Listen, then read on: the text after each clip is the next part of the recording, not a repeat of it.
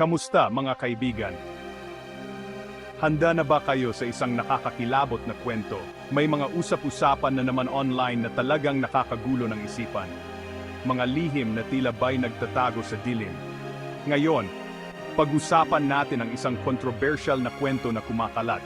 Isang kwentong puno ng misteryo at intriga. May balita na di umano itinago raw ni P. Diddy si Michael Jackson.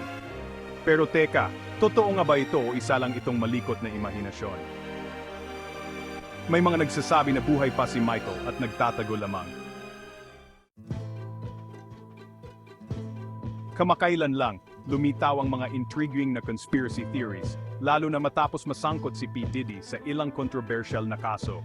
May mga nagsasabi na si Diddy ay may kinalaman sa mga pangyayari bago pumanaw si Michael Jackson. Pero ano nga ba ang kwento? Ayon sa mga teorya, may mga lihim na daanan mula sa bahay ni Michael Jackson papunta sa property ni Diddy. May mga nagsasabi pa nga na buhay pa si Michael Jackson at nagtatago lamang. Pero gaano nga ba katotoo ang mga ito?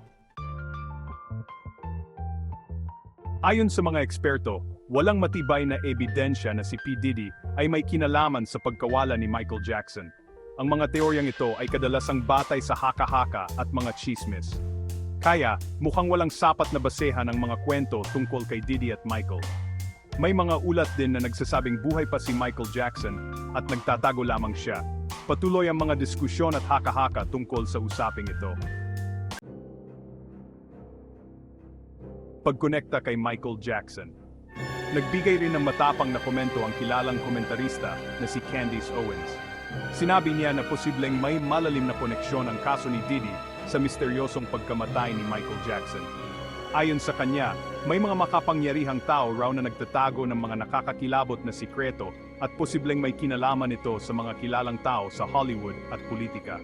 Pero, tulad ng ibang mga teorya, wala pa ring matibay na ebidensya para dito. May mga ulat din na nagsasabing buhay pa si Michael Jackson at nagtatago lamang siya. Kaya, mga kaibigan, sa kabila ng lahat ng haka-haka at chismis, mukhang walang katotohanan ang kwento na si P. Diddy ay nagtago kay Michael Jackson. Parang isa lang itong kwentong barbero na nabuo dahil sa mga taong mahilig gumawa ng kwento. Hanggang sa susunod, mga kaibigan.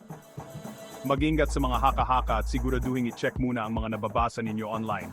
Ngunit, sino ang nakakaalam? Baka may mga bagong balita na magpapagulat sa atin. Abangan! Abangan!